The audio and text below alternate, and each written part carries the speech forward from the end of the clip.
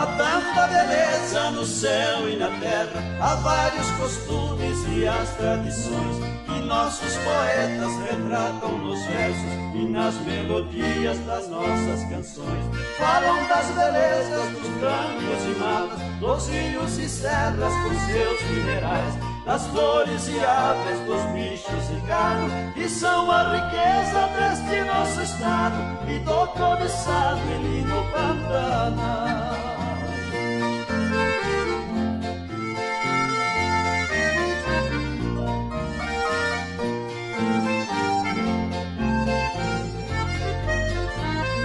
As coisas bonitas devem ser contadas, como por exemplo nossa tradição, que há muitos anos é realizada nas grandes fazendas do nosso sertão.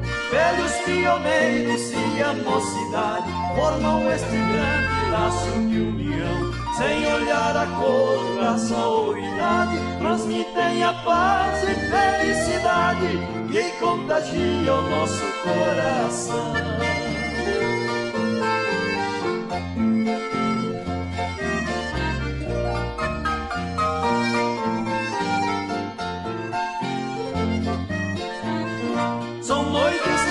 De festas e bailes, de comes e bebes e muita alegria. Senhores, senhoras, moças e rapazes que dançam e brincam em grande harmonia. Essas lindas festas dão gosto de ver, todos à vontade, cada um na sua.